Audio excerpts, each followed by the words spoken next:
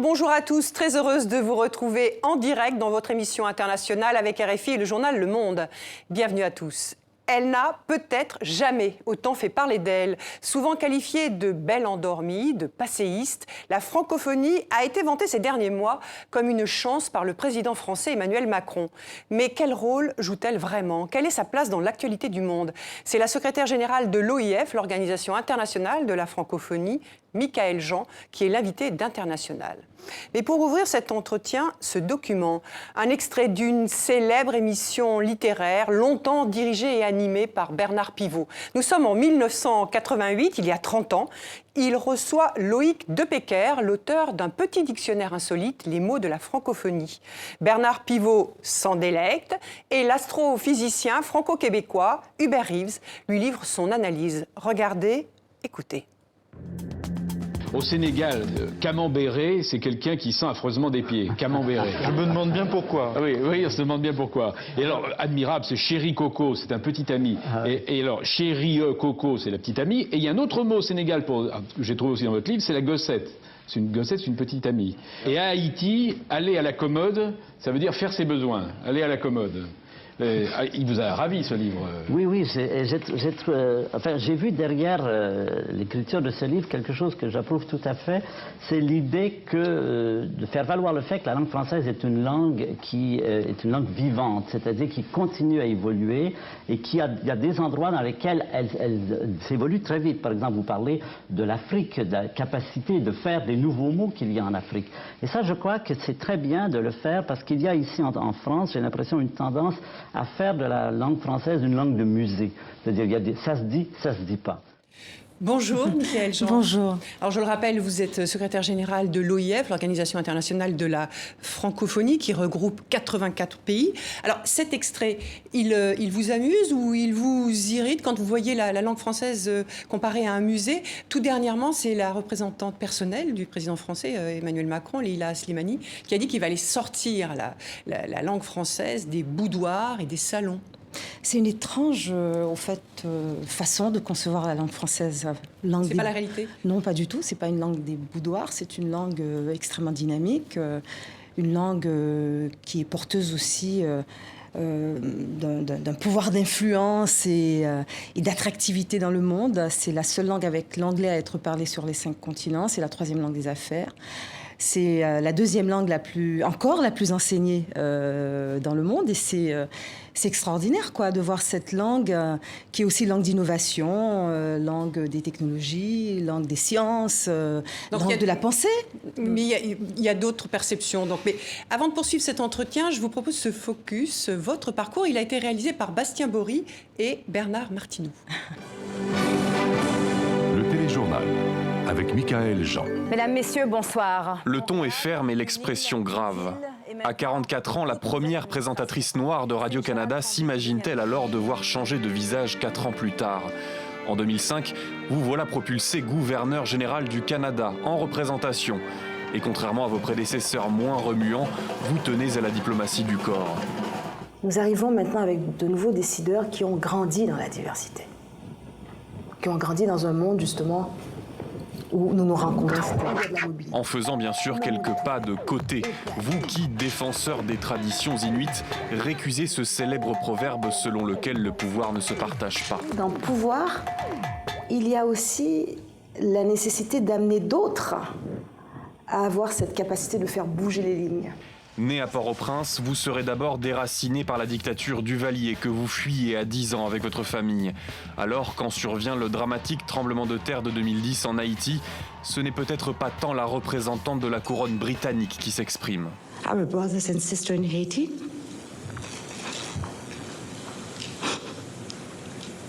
Mais votre musique adoucira les mœurs. Puis votre campagne sur les 5 continents pour accéder à la tête de l'OIF en 2015 fait perdre à l'Afrique les rênes de la petite ONU. C'est pourtant vers ce continent que se concentrent vos promesses. À 10 mois du prochain sommet en Arménie qui marquera le terme de votre premier mandat, il n'est pas toujours facile de savoir où en est la francophonie économique, votre principal chantier, un combat à mener et à gagner. Michaël Jean, Sophie Malibaud de RFI et Christophe Ayat du journal Le Monde nous ont rejoints. Alors, comme on vient de le rappeler dans votre itinéraire, vous êtes originaire d'Haïti.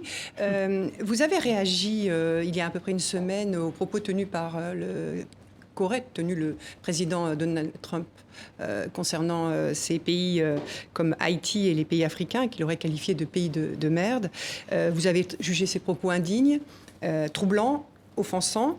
Sur la scène internationale, il y a eu des réactions des pays africains, de l'Union africaine, des ambassadeurs de l'ONU. Est-ce que vous pensez que l'Europe, et la France notamment, auraient dû réagir officiellement? Un commentaire. C'est vrai qu'il y a eu des silences un peu que j'ai remarqué aussi, oui, un peu troublants même. Celui de l'Europe, de la France? Oui, de l'Europe. J'ai pas vu énormément de réactions. J'en ai pas vu au fait. À part Jack Lang, oui, à sa façon. Mais je crois que ce qui était très très important pour moi, c'était de voir Haïti et l'Afrique réagir d'une même voix. Parce que, étant inscrits ensemble sur une globalité africaine également, une expérience, une histoire en partage, et qui se sentaient extrêmement, tous ces pays, Haïti et ces pays africains, offensés par des propos d'une telle outrecuidance, venant de la bouche du premier représentant des États-Unis d'Amérique. Vous dites, vous remarquez ce silence. Comment vous l'interprétez? Je ne me l'explique pas parce qu'au fait, pour moi, c'était, et je l'ai dit, c'est une insulte à la face de l'humanité. On ne peut pas parler des peuples ainsi. Cela est ignoble.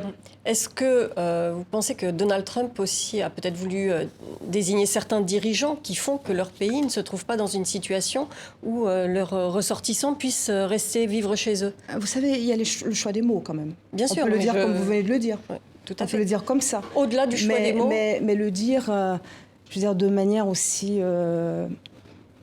glauque. Derrière la manière, certains oui. de ceux qui suivent votre profil sur Twitter, certains disent Trump, finalement, il dit tout fort ce que certains pensent tout bas. Alors que ceux qui le pensent sachent que d'une part, ils passent totalement à côté de peuples dignes, de peuples qui se battent tous les jours, de peuples qui accomplissent, qui réalisent des choses, et qu'on ne peut pas, de la sorte, traiter des États, des pays, des peuples de merde et de pays de merde. Voilà. Michaël Jean, quand Donald Trump annule un programme d'accueil d'urgence de 60 000 Haïtiens aux États-Unis à la suite du tremblement de terre de 2010, est-ce que c'est du racisme ou est-ce que c'est une politique migratoire, comme chaque pays a le droit de la mener? Je pense qu'au fait, pour avoir moi-même été envoyée spéciale de l'UNESCO pour soutenir les efforts de reconstruction en Haïti, je ne pourrais d'aucune façon affirmer que certains de ces Haïtiens qui ont trouvé refuge aux États-Unis avec la bienveillance du président Barack Obama, auraient nécessairement quelque chose qui les attende vraiment pour se réétablir en Haïti. J'ai vu 1 600 000 personnes vraiment pendant des années vivre sous des tentes dans des camps. J'ai vu et pris la pleine mesure du désastre. Il n'est pas certain que ces gens ces réfugiés, que l'on voudrait renvoyer en Haïti sous prétexte que la situation se serait améliorée, est vraiment quelque chose qui les attend. Et d'autre part, je trouve que l'évaluation est un peu rapide. Active, vous voulez dire? Oui, voilà, un peu hâtive. La situation n'est pas au mieux en Haïti. On voit certains de ces Haïtiens projetés de se rendre au Canada, ou y aller déjà. Oui. Est-ce que le Canada peut prendre le relais des États-Unis comme terre d'accueil et voire comme terre d'espoir? Parce que les États-Unis ont longtemps été dans le monde. Vous touchez à une question qui rejoint aussi toute la situation de crise migratoire que l'on connaît en ce moment, de flux migratoires. Alors évidemment, le Canada est, oui, une terre d'accueil. Moi, je suis passée par là. Je fais partie de ces millions d'Haïtiens qui ont dû trouver refuge ailleurs pour des raisons à la fois politiques, un régime dictatorial, répressif, et aussi pour des raisons économiques, parce que ce même régime était aussi un régime prédateur. Donc souvent, les mêmes circonstances produisent les deux, produisent à la fois des réfugiés politiques et des migrants économiques. Et le Canada, oui, déjà, lorsque ces gens se présentent à la frontière, premièrement, ils ne se présentent pas en dérogeant aux règles. Ils arrivent et demandent asile, en ayant beaucoup aussi à offrir. Et ça, le Canada a tout de suite compris. Et ça fait partie, je pense, de son histoire de l'accueil. C'est-à-dire que qu'est-ce que les gens apportent? Une force de travail, une volonté de contribuer, une volonté aussi, en contribuant quelque part, en s'installant également, de participer à l'édification d'un pays, à sa croissance. Michaëlle Jean, si vous voulez, poursuivons cet entretien avec un autre sujet d'actualité. Vous avez fait campagne, vous, pour diriger l'OIF, en insistant sur les droits, l'éducation, la place des femmes. Vous avez vous-même milité contre les violences faites aux femmes dans votre jeunesse. Ces derniers temps, il y a eu ce qu'on appelle l'affaire Weinstein, Balance ton port, MeToo, etc. On n'a pas trop entendu l'OIF sur cette question. Pourquoi ? Parce que l'OIF travaille sur la défense des droits des femmes quotidiennement. Parce que l'OIF a une politique aussi très ferme vraiment d'égalité entre les femmes et les hommes, avec un réseau de femmes extrêmement important. Nous venons de tenir même à Bucarest une conférence des femmes de la francophonie qui a rassemblé plus de 700 femmes, notamment des femmes entrepreneuses. Et il est clair que... Il n'aurait pas fallu dans ce débat faire entendre la voix de l'OIF ? Mais de quelle manière ? C'est-à-dire que lorsque nous quotidiennement, nous agissons, entre autres, dans la lutte contre les violences faites aux femmes, lorsque je vais jusqu'au Conseil de sécurité sur la résolution 1325, qui touche à quoi? Justement, à la participation des femmes dans le domaine de la paix, de la sécurité, mais aussi à cette réalité terrible qui est du viol utilisé comme arme de guerre, et avec des guerres qui se transposent dans le ventre des femmes. C'est ça, au fait. Donc le vrai champ d'action pour nous est celui-là. C'est pas rentrer dans une politique qui a pris, vous savez, la tournure que l'on sait. C'est plutôt d'agir fermement sur des politiques, sur la mobilisation des femmes sur la question de leurs droits. Et c'est là. Je voudrais dire une chose quand même sur cette présentation que vous avez faite du parcours, puisque vous avez parlé de mon élection à la tête de la francophonie en 2014, au sommet de Dakar. L'Afrique n'a rien perdu. Je ne serais pas aujourd'hui secrétaire général de la francophonie sans la volonté de chefs d'État africains. C'est-à-dire que quand parfois certains ont eu à dire à ce moment-là qu'il y avait une règle non écrite qui voudrait que ce soit un Africain qui soit à la tête de la francophonie, depuis sa création. Vous savez que beaucoup de chefs d'État africains ont été choqués que l'on dise cela. Parce que ce qu'ils voulaient, c'était la possibilité aussi d'amener une femme, puisque c'est pas une analyse, c'est un fait. C'est un fait. Puisque non, ce n'est pas un fait. Vous savez, c'est à ce moment-là que des chefs d'État africains ont tenu à aborder avec moi... Que ce soit plus quelqu'un à la tête de la France. Cette question de l'africanité globale. Ah oui. C'est-à-dire que, et même, vous voyez, je fais le lien aussi même avec les propos de Donald Trump. L'africanité globale est une réalité. Ce que Donald Trump oublie dans ses propos injurieux, c'est que les États-Unis ne seraient pas sans ces hommes, ces femmes arrachées d'Afrique qui ont par leur sueur et leur sang, ont construit ce pays. Ne serait pas. La ville de Chicago a été fondée d'ailleurs par un Haïtien. Est-ce que vous saviez cela? Je suis sûre que vous le saviez. Jean-Baptiste Pointe-du-Sable est celui qui fonde Chicago et il est haïtien. Migrant économique. Pour revenir sur la question des femmes et un sujet qui les touche de très près, et là je ne veux pas parler seulement des femmes d'un niveau de l'élite, mais vraiment toutes les femmes dans les pays pauvres. Le président Macron a abordé ce thème de la natalité. Je voudrais savoir comment vous réagissez par rapport à sa façon d'aborder ce sujet, comment vous l'abordez vous-même à l'OIF. Le président Macron, pour rappeler, a expliqué que finalement, il ne servait peut-être pas à grand-chose de déverser de l'argent dans des pays où il y avait encore 7 à 8 enfants par femme. En substance, c'est ce qu'il a dit. Je ne suis pas sûre qu'il ait dit ainsi. Par contre, la question de du planning familial, elle se pose. elle se pose réellement, et les femmes posent elles-mêmes le problème. C'est-à-dire que les femmes veulent aussi avoir le choix du nombre d'enfants qu'elles mettent au monde. Les femmes veulent aussi entrer dans une vie professionnelle active. Les femmes portent énormément sur leurs épaules, y compris sur le plan économique. Beaucoup de femmes sont vraiment au cœur des initiatives économiques qui permettent la croissance de leur pays, de ces moteurs économiques de très petites et moyennes entreprises. Donc il est clair que qu'est-ce qui a permis aux femmes d'entrer dans la vie professionnelle et d'être vraiment des acteurs de changement, de croissance et de développement, ça a été aussi le contrôle des naissances. C'est un vrai sujet problème. que vous abordez avec les parce que, responsables. Vous trouvez qu'il est pris en compte ? Mais bien sûr que c'est un vrai sujet, tout comme aussi les mariages forcés et les grossesses précoces. C'est un vrai sujet et qui est porté par les Africains eux-mêmes.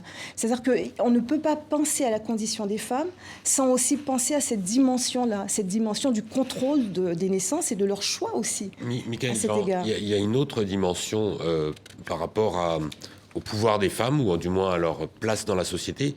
Est-ce que la francophonie doit promouvoir l'écriture inclusive ? Il y a un grand débat en France. Vous parlez à une Canadienne, une Québécoise, pour qui il est normal de féminiser les titres. Absolument. C'est-à-dire que pour nous, c'est pas un problème. C'est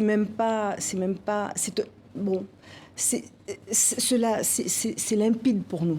Moi, par exemple, il va de soi, je suis la secrétaire générale de la francophonie. Je ne suis pas le secrétaire général. C'est déjà le cas, mais il y a tout un débat en France sur l'adoption d'une écriture qui rend visible... rend visible ce qui est du réel, qui rend visible une réalité. C'est-à-dire que les mœurs changent. Et est-ce que la francophonie doit prendre avance. Position là-dessus ? Est-ce que l'OIF doit prendre position ? De toute façon, l'OIF pratique cette féminisation. De toute façon. Déjà, quand à la tête de l'organisation, on dit la secrétaire générale et pas le secrétaire général, c'est que nous pratiquons ça. Quand je prends la parole, nous féminisons les titres, les fonctions. Bien sûr, nous disons femmes entrepreneuses, par exemple, aux femmes entrepreneurs, dépendamment du lieu. Mais ça va de soi pour nous. Michaëlle Jean, autre sujet d'actualité, la Tunisie. Cela reflète la réalité, pardon. Autre sujet d'actualité, la Tunisie. Vous avez fait un déplacement dans ce pays en juin dernier. Oui. On a vu ces derniers jours, ces dernières semaines, des manifestations contre la vie chère, le chômage, etc. Vous aviez fait dans votre campagne l'économie, un pilier de votre mandat. Comment avez-vous été aux côtés de la Tunisie sur ce dossier ? Et est-ce que vous avez un rôle à jouer ? Au fait, lors de cette visite officielle et cette mission de travail en Tunisie, ce qui était évident, c'était d'une part de saluer, bien sûr, la transition démocratique effectuée par la Tunisie. Et ce qui nous a beaucoup intéressés, c'était d'entendre les autorités tunisiennes nous dire « Nous avons réussi cette transition démocratique. La francophonie nous a accompagnés dans ce processus, même techniquement, et avec une aide technique et politique, sur le retour à l'état de droit, les élections. Maintenant, leur plus grande inquiétude, et c'est ce qu'ils exprimaient, même avec beaucoup d'émotion, je dirais, c'était de réussir le grand défi du développement économique et social. Et c'est ce qui pose question aujourd'hui, la avec ces Tunisie manifestations. Investit énormément de ressources humaines et de ressources économiques à la frontière avec la Libye.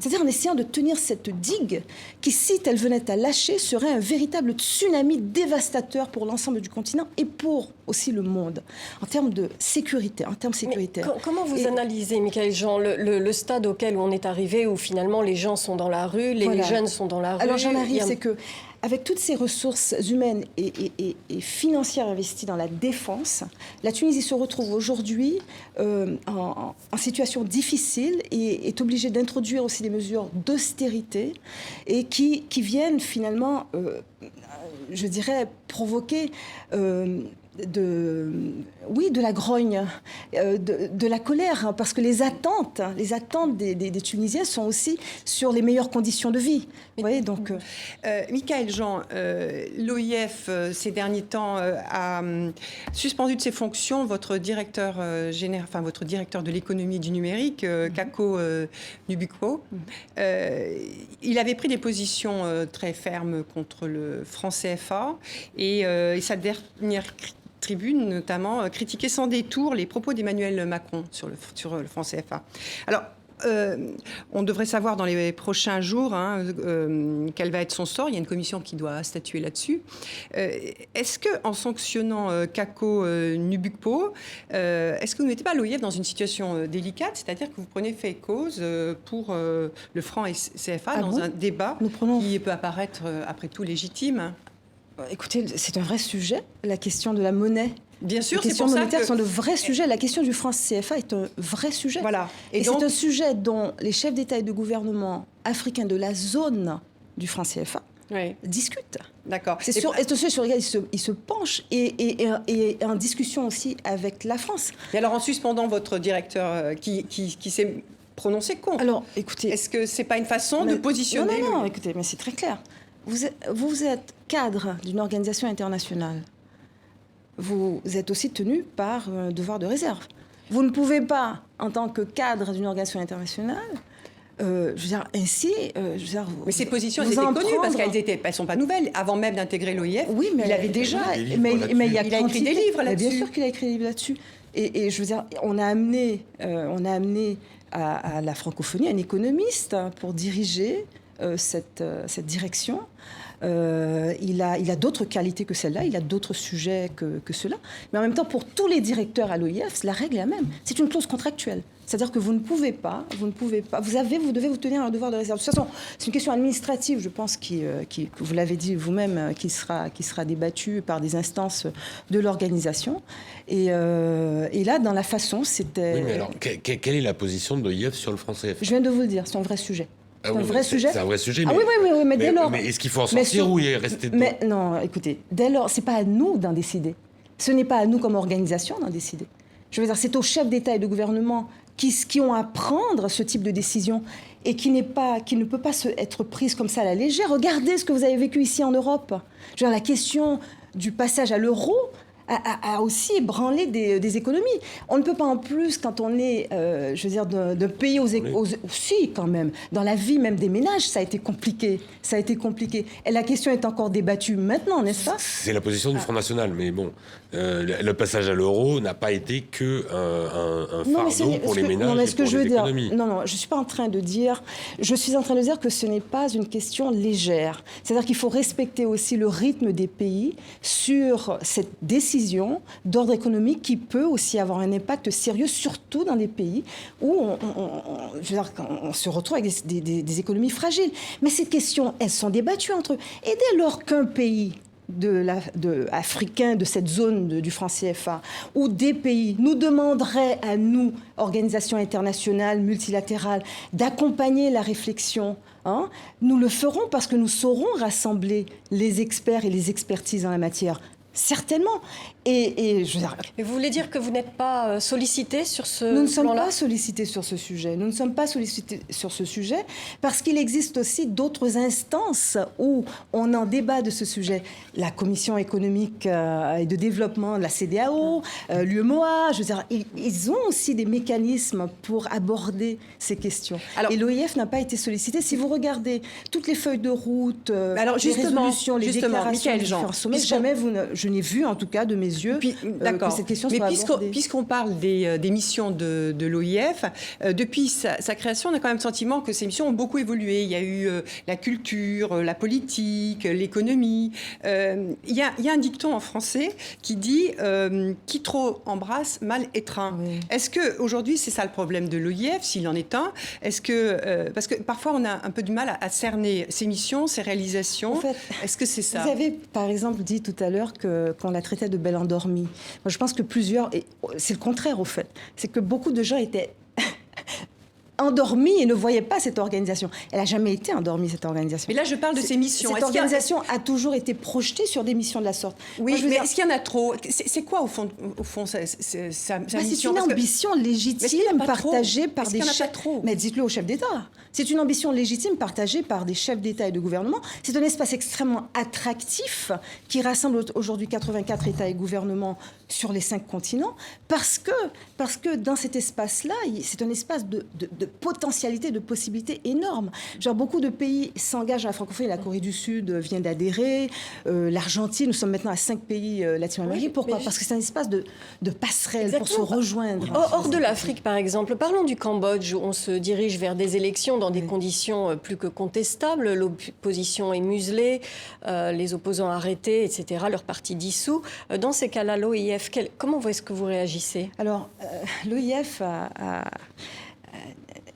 vraiment cet accompagnement des pays sur renforcement de leurs institutions, faire en sorte aussi que l'on puisse toujours encourager, l'exercice démocratique, les institutions qui sont garantes de l'état de droit. Cette question que vous abordez du Cambodge, elle a été abordée à la conférence ministérielle de la francophonie qui s'est tenue pas plus tard qu'en décembre dernier. Alors, qu'est-ce que avec le Conseil. Vous n'êtes pas sur la ligne des Européens qui coupent les fonds pour les élections? Nous n'en sommes pas là. Nous n'en sommes pas là. La question a été soulevée lors du rapport politique. Et oui, des préoccupations ont été soulevées à l'égard de ce qui s'y passe. Le Cambodge a pu aussi répondre. Et à l'heure qu'il est, vous allez observer les élections au Cambodge? Assurément, bien sûr que nous allons faire ça, parce que c'est dans notre travail politique. Mais des élections sans opposants, c'est plus des élections. Non, dans notre travail politique, nous travaillons toujours en amont. Le Cambodge, pour le moment, ne nous a pas demandé d'accompagnement. C'est-à-dire pour le processus électoral. Mais cela dit, bien sûr que nous allons quand même également observer. Notre travail, c'est vraiment de faire en sorte de rappeler les principes avec un texte de référence qui est très clair aussi. Si vous êtes sollicité, vous poserez des conditions. Qui est la déclaration de Bamako. Vous dites si vous êtes sollicité pour l'observation des élections, vous poserez des conditions ou vous irez quoi qu'il arrive si on vous le demande? C'est-à-dire que si nous sommes sollicités, nous irons face à cette situation telle qu'elle est, et ce que nous ferons, c'est que, au nom aussi du pluralisme également, qui est une valeur essentielle pour la démocratie, nous ferons en sorte aussi d'ouvrir un espace où, effectivement, les partis politiques peuvent avoir la possibilité de s'engager ensemble sur un dialogue. Mais nous devons toujours nous appuyer, sur aussi les acteurs politiques dans le pays, les institutions. Allons au-delà du Cambodge. Christophe, sur le Sahel. Non, c'est pas forcément sur le Sahel, mais au-delà du Cambodge, il y a un moment... on comprend plus bien quelles sont forcément les missions de la francophonie. Elles sont multiples, comme le disait Françoise. Mais on comprend pas non plus qu'est-ce qui rassemble ces pays. Vous me parliez de la Corée du Sud, de l'Argentine. On parle du Qatar, de l'Arabie Saoudite. L'Arabie Saoudite ne fait pas partie de la francophonie. Non, pas encore. Mais qu'est-ce qui rassemble ces pays? On ne va pas me dire que l'usage du français est une tradition de la Corée du Sud. Est-ce que c'est des traditions démocratiques? Mais alors, dans ce cas, il y a des pays qui ne sont pas des démocraties dans cet ensemble. Est-ce que c'est un projet économique? Mais on n'est pas dans les routes de la soie non plus. Donc, on ne comprend plus bien quel est le... je vais vous dire, est-ce que vous posez les mêmes questions pour l'ONU? Est-ce que vous posez les mêmes questions pour l'ONU? Parce que l'ONU... D'accord. On a posé des questions l'ONU, sur les c'est missions une reconnaissance internationale. Oui. Vous avez un droit de vote, vous faites partie de l'Assemblée générale. Du moment que vous existez comme pays, vous êtes à l'ONU. Mais nous aussi, non, je suis désolée. Mais du moment qu'on fait partie de la francophonie, on n'a pas le droit de vote à l'ONU. C'est autre chose. L'ONU a la francophonie rassemble plus de la moitié des pays des Nations Unies. La francophonie est vraiment une organisation multilatérale, internationale, intergouvernementale. Je veux dire, elle ne prend pas des résolutions qui s'appliquent à tout le monde. Non, mais quand vous dites quand vous dites que la Corée du Sud, par exemple, que vous sachiez, il n'y a pas d'attachement à la langue française. la condition aussi pour adhérer à la francophonie, c'est que le français soit enseigné et que le français vraiment trouve un élan dans ce pays. Déjà 3 universités coréennes, déjà 3 organisations coréennes de la République de Corée font désormais partie de l'agence universitaire de la francophonie. Demain, la Corée du Nord décide d'enseigner le français, elle peut postuler à la francophonie. Ah non, mais attendez là quand même, vous y allez un peu fort. C'est là où j'essaie de comprendre quel est le projet. Il y a des critères d'adhésion.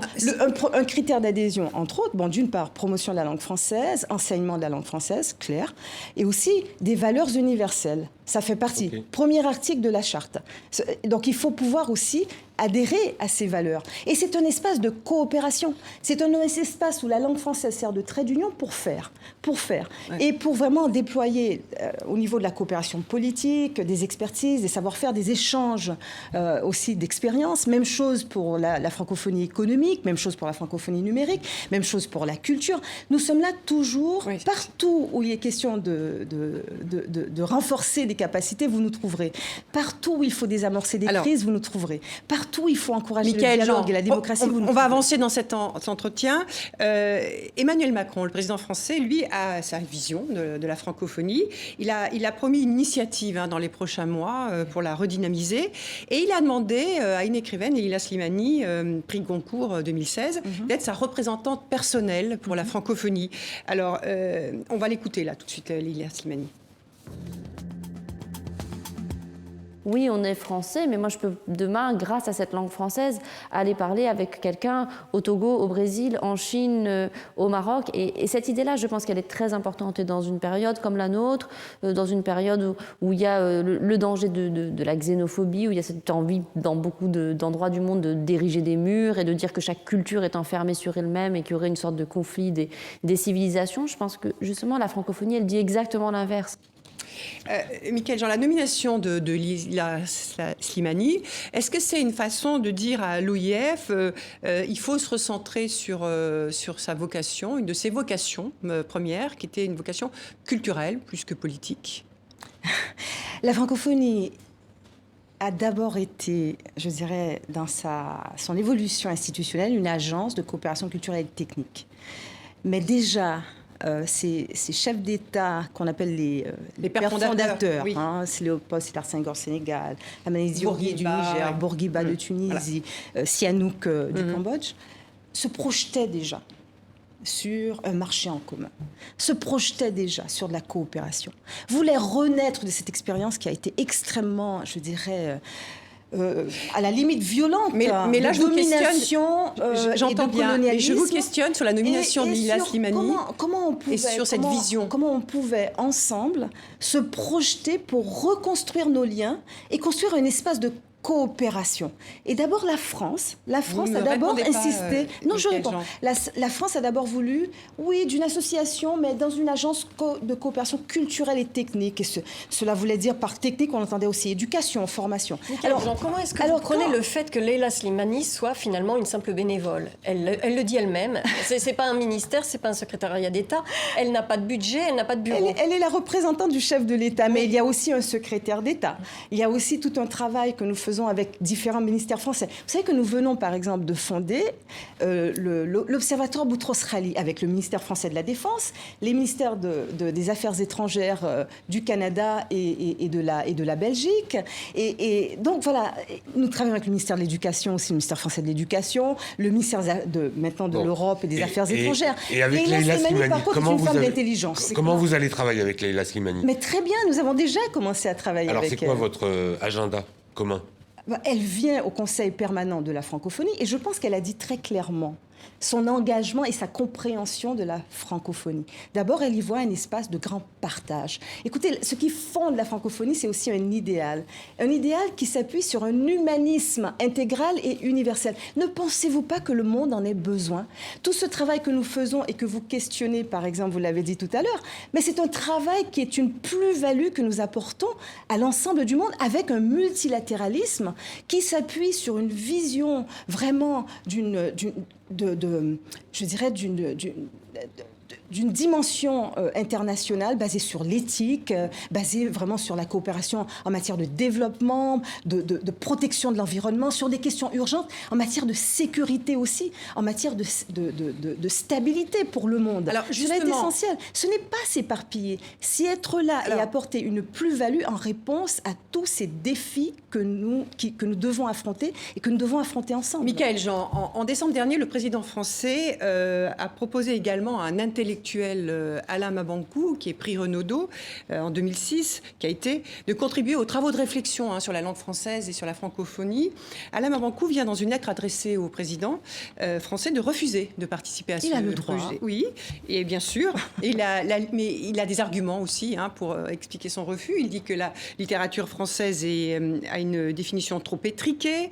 Et surtout, voici ces arguments, on va les entendre, qui ont été développés par lui déjà en 2016. On l'écoute.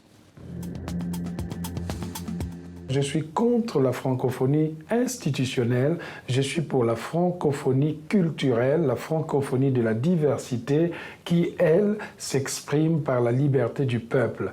Et beaucoup de peuples francophones ne sont pas libres parce qu'ils ne peuvent pas respirer, parce qu'ils ne peuvent pas dire ce qu'ils pensent, parce qu'ils sont traînés depuis des années par des monarques. Rien n'a changé. Si ce n'est pas le fils qui est au pouvoir, c'était le père qui était au pouvoir. Et c'est toujours au nom de la francophonie. Cette francophonie-là, c'est fini. Parce que nous arrivons à un cycle où on ne peut plus tromper les peuples. Alors, vous voyez, ce que je dirais à Alain Mabankou, pour qui, bon, j'ai beaucoup d'estime, c'est un homme, c'est un écrivain de grand talent, c'est que c'est aussi la francophonie institutionnelle qui est sur le front de la défense des droits et des libertés.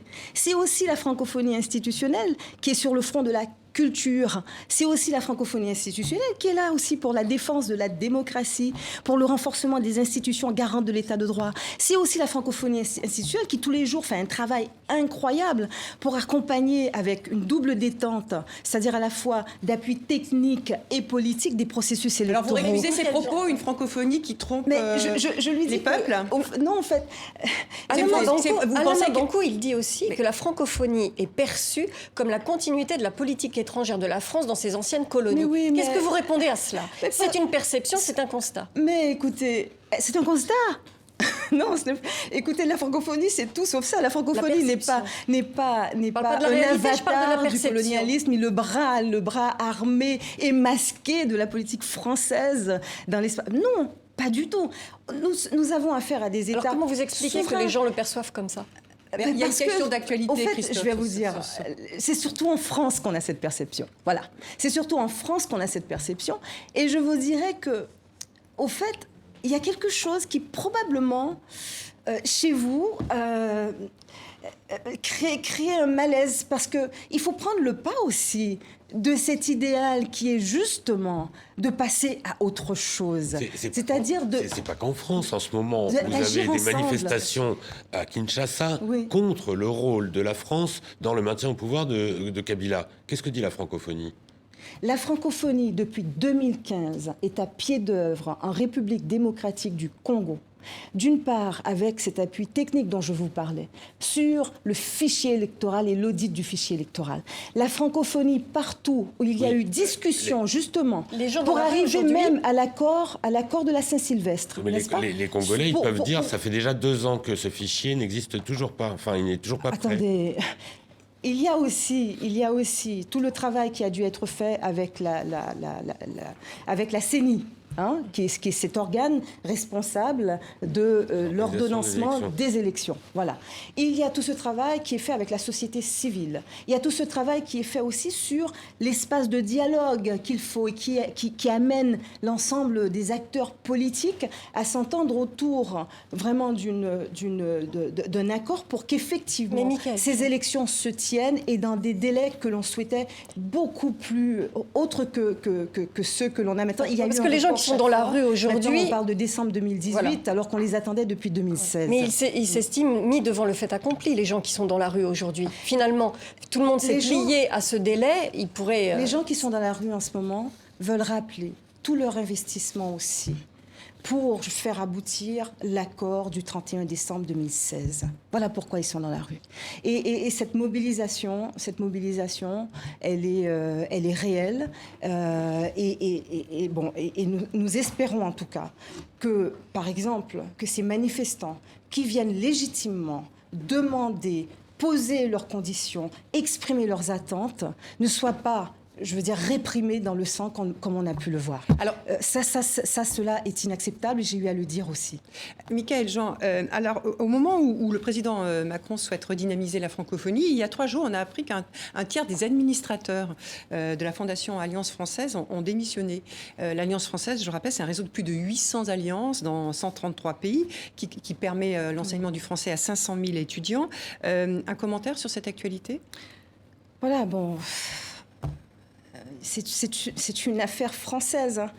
Les alliances françaises, financières apparemment. Oui, bon, mais les alliances françaises, ce que je peux dire, c'est que nous avons toujours su travailler avec elles, comme avec les instituts français. Mais comment vous interprétez alors ce qui se passe ? Bon, il y a une question administrative qui se pose. Moi, je regrette infiniment de voir finalement la Fondation Alliance Française dans cette situation, quoi. Dans cette situation, cela est dommage. Parce que ce sont autant, je dirais, d'acteurs très dynamiques pour la promotion de l'enseignement du français. Est-ce que de manière générale, la France, le président Macron, met les moyens à hauteur de ses ambitions par rapport à la francophonie ? Ce que nous savons il n'y a pas de secrétariat d'État, il n'y a pas de ministère. Il y a un secrétariat d'État. Dédié. Il y a un secrétaire d'État. Pas dans l'intitulé. Mais oui, il s'appelle Jean-Baptiste Lemoyne, le secrétaire d'État au ministère de l'Europe et des Affaires étrangères, responsable de la francophonie. Il s'appelle Jean-Baptiste Lemoyne. Voilà. Et il y a aussi une Sherpa, la représentante du chef de l'État qui vient au Conseil permanent. Vous l'avez présentée là, elle s'appelle Leïla Slimani. En termes de budget. Voilà. En termes de budget, je vais vous dire une chose, parce que d'abord, je respecte la volonté du président de la République, Emmanuel Macron, d'établir clairement et d'annoncer le 20 mars prochain sa stratégie pour la France en francophonie. La France, avec 83 autres États et gouvernements, la France en francophonie. Et je me réjouis de voir que dans ses propos, il parle aussi du rôle de la francophonie en matière d'éducation, de formation, de soutien à l'insertion professionnelle des jeunes, en matière de développement. Nous sommes là aussi en soutien à l'accord de Paris sur le réchauffement climatique. Notre rôle aussi politique sur le terrain, je veux dire, jamais on a vu comme maintenant, depuis 2015, autant de pays engagés des processus électoraux. Alors, on voit la permanence de tensions, excusez-moi, on arrive au bout de cet entretien. Donc, ce que je veux dire, c'est que... Non, attendez, il y a une question... Non, je veux terminer, s'il vous plaît. Très rapidement. C'est que la France, le président Macron même, nous a demandé, le Quai d'Orsay également, de participer à la réflexion qui viendra nourrir cette stratégie que veut définir la France pour sa place dans la francophonie et son soutien à la Dernière question, Michaëlle Jean. En novembre prochain, comme nous le rappelions au début de cette émission, le sommet de la francophonie se déroulera en Arménie, à Erevan. C'est là que sera désigné le prochain secrétaire général de la francophonie. Est-ce que vous serez candidate pour un 2e mandat ? Je vais vous dire, je porte une feuille de route. Et je me suis engagée. Je me suis engagée à la porter. J'ai été élue en 2014, à la porter pendant 4 ans. Eh bien, je travaille. Oui, mais là, nous sommes sans arrêt. À 10 mois. Hein. Donc, oui ou non, vous représentez ? Moi, écoutez, de toute façon, moi, je n'ai pas à me représenter. La façon dont cela se passe, c'est que l'on pourrait me reconduire. Pour le moment, écoutez, vous prenez. Ce que j'aime, c'est que beaucoup d'actions que nous avons engagées, notamment au niveau de la francophonie numérique et économique, qui est un pivot de cette feuille de route, montrent des résultats. Nous voyons l'impact sur le terrain. Donc vous voulez les conforter et vous voulez les porter dans un 2e mandat. Je voudrais que ce soit moi ou quelqu'un d'autre, que l'on puisse pérenniser, je veux dire, ces résultats obtenus. Très très court, il nous reste quelques secondes. Sur un bilan, je dirais, qui est très réjouissant. Qu'est-ce que vous feriez lors d'un prochain mandat que vous n'avez pas pu faire, en 2 mots ? Je pense qu'il nous reste 30 secondes. D'abord, les chantiers sont importants. Sur la sécurité, nous allons continuer. Sur la stabilité, nous allons continuer. Sur vraiment stabilité et sécurité, qui sont des conditions essentielles pour le développement, nous allons continuer. Sur la création d'emplois pour les jeunes, il faut continuer. Sur le soutien à l'entrepreneuriat, il faut continuer. Sur l'enseignement du français et la formation professionnelle des jeunes, il faut continuer ce travail. Donc, vous vous rendez compte? Oui, on a compris. Et la cohésion sociale, il y aura probablement une candidature pour un deuxième mandat aussi. sur beaucoup de chantiers. Merci beaucoup d'avoir accepté notre invitation et d'avoir répondu à nos questions, à celles de Christophe et de Sophie. Merci à vous tous pour votre fidélité. On se retrouve la semaine prochaine. Merci.